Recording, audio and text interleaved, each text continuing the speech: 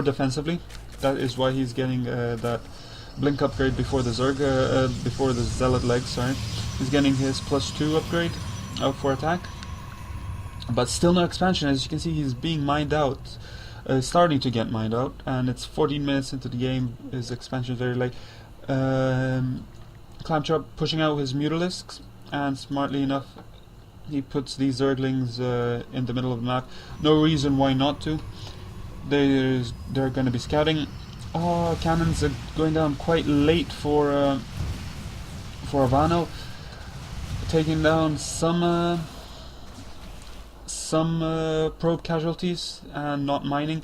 Now, if he had an expansion, he could have just brought those down to his expansion, and he wouldn't have lost pretty much anything. But these blink stalkers, I think, as you can see, are going to be quite effective to stop these mutalisks from harassing. Also very good overall placement. He will see, ClampChop will be able to see if Avano does some kind of crazy drop strategy or something like that. Only one sentry so far against mutalisks. Also, you might, and Zerglings, you definitely want a couple of more sentries in your Protoss army for force fields and guardian shields. And he really should have gotten those cannons up much sooner, since he knew that ClampChop was going those mutalisks. So, but again, he didn't suffer too much damage, but his mineral saturation is very, very poor, and he's being mined out. 18. Wow, actually he did suffer quite a bit. This didn't update on time, I guess. He did suffer quite a bit of probe casualty. As you can see, ClampChop has doubled the worker count, and he's Avano is gonna try some kind of push, as he knows that he's being mined out in his main, and he doesn't have any expansion up. So he knows that he has to pretty much finish the game now, or he's going to lose. This is a, how do you say, make or break situation. But smartly enough, these two crawlers will be going down, and he's running around those mutalisks. Now this is why mutalisks are quite really effective against Terrans and Protoss. They allow you as a Zerg player to contain your opponent in his base, and that's what he was doing. Well, he didn't really contain his base, but he delayed the push of his opponent. Now we will see here, he's not sending, okay, he sent those Zerglings in now, and he will be getting a good surround on those zealots. And once those zealots go down, these stalkers are pretty much useless. They can't shoot the mutalisks and the Zerglings, and Zerglings with speed are, and again he's getting stalkers, more stalkers. He really should have had a bit more zealot heavy army, because sure, ClampChop did have quite a few mutalisks, but he had way more Zerglings, and Zerglings are so powerful against stalkers when you're able to do good surround, which ClampChop, as we saw this game, is very able to do. He got his fourth gas. His macro is slipping quite a bit, but he's ahead. He doesn't really need to worry that much. As you can see, wow, he's 3,000 minerals ahead, pretty much. If we look at the APM, quite good APM for both players. Income still no pro production. Now Avano's really panicking. He doesn't really know what to do. 26 supply, wow, 280, 28.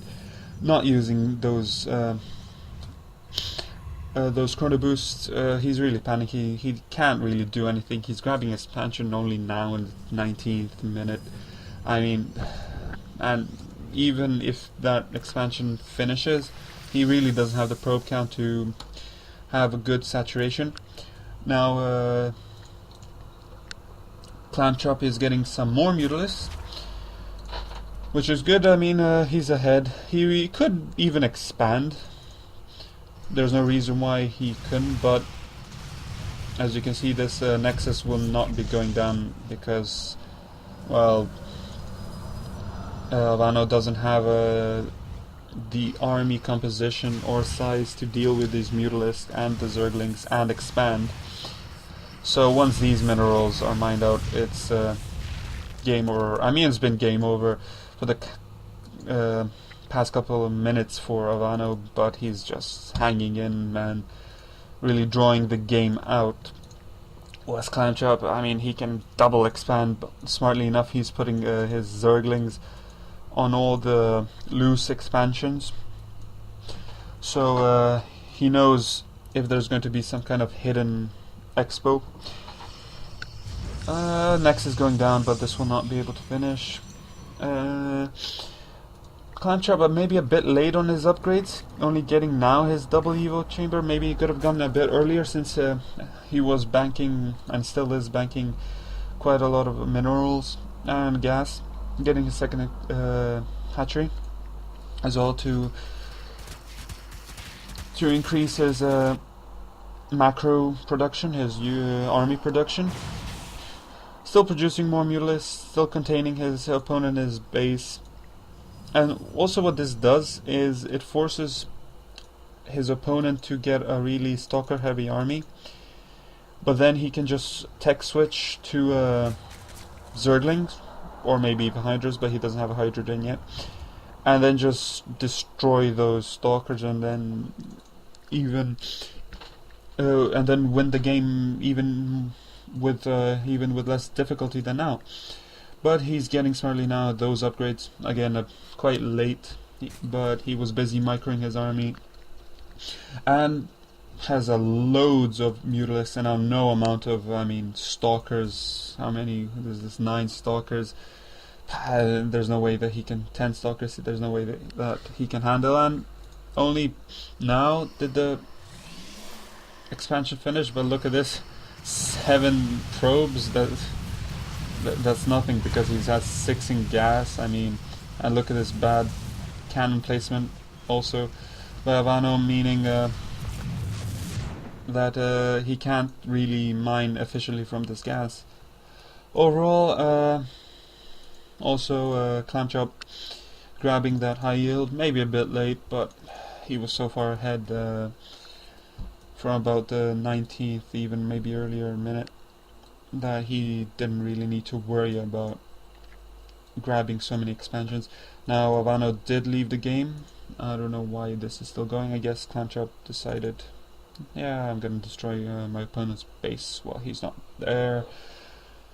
Basically, why Havano lost? Well, he did quite a zealot heavy army at the beginning, which didn't really work.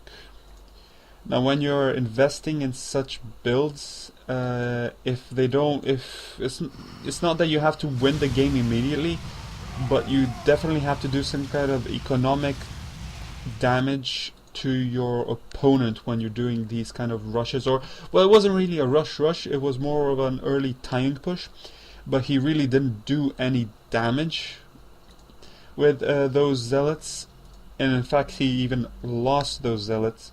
So from the start he was really behind the Protoss player, and from that point on he was just trying to do this one base play with 4 gates, because he knew he was behind. He knew he lost those 4 early zealots, so he needed to make up to rebuild his army to be able to defend. And ClampChop very smartly knows, okay, sees he ran his Zerglings in, he sees that his opponent is behind in units, behind in economy, because he invested so much in this early zealot push, and expanded. And basically after that, ClampChop just out macroed his opponent. That's pretty much it. He has 108 supply worth of units. Havano was never really anywhere near close to that during the whole game. So basically what ClampChop did is just out macro his opponent, and that's why he won. This is why macro is so important. He defended successfully against the first zealot push, did some harassment and scouting with those early scouting, also very important. And then he defended very effectively against that timing push when Havano pushed out with his zealot stalker army, and put the pylon there.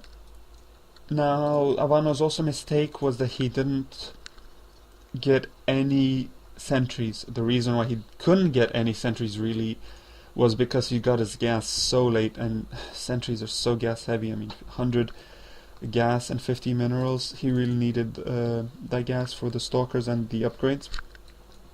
So again, that early zealot push could have worked for him. I mean, I'm not saying it can't work. Of course it can work, and that's why he did it. But you really need to do some economic damage to your opponent, and maybe even after you've done that, pull back so you make sure you don't lose those early zealots, because they will carry on into the mid game or your next push, and your next push will be that much more effective. But instead he didn't do any economic damage, he didn't do anything, he only blocked off Ivano's ramp here, and then he lost those four zealots. I mean, I don't know, I don't really understand why he pulled out, although well, actually, yeah, I do, sorry. ClampChop, smartly enough, was bringing down his queen, so he pulled out and then got surrounded. I mean, if ClampChop did some kind of early fast expand, then that early zealot push would have been so much more effective. But he saw what his opponent was doing. He scouted with his pro.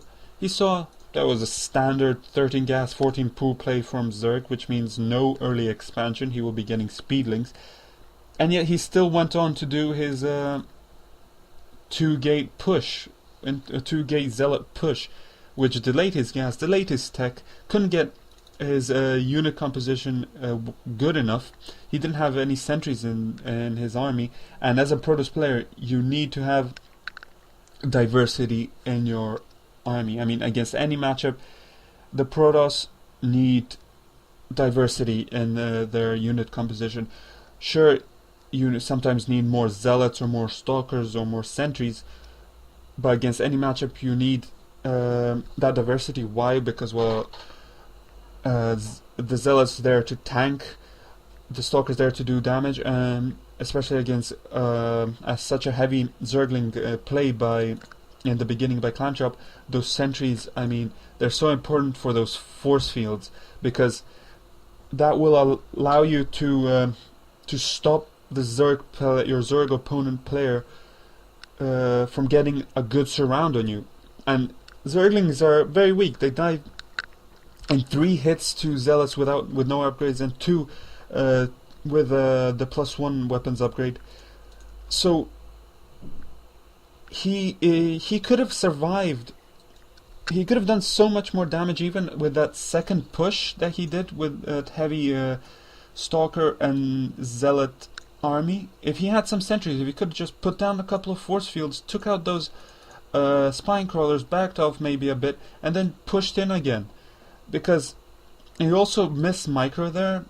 I was looking, you know, when he lost those 2 stalkers early. I mean, if you're going to do a push, you need to be careful of this.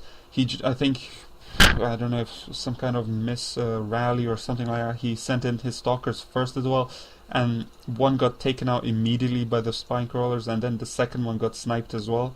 So already his army was much weaker than it should have been. So he was 4 zealots down and 2 stalkers down for his timing push. And in a timing push, early time push, it's so important that the army you have then when you're pushing is strong. With that being said, that's pretty much it for this replay. I hope you guys liked it. As I said, this was a more higher level play, but still send me more replays either to my email, it's working now, or Mediafire it and post a link on my thread on the StarCraft 2 forums. Leave a comment, send feedback, and I hope you guys like this replay, and I'll see you guys next time.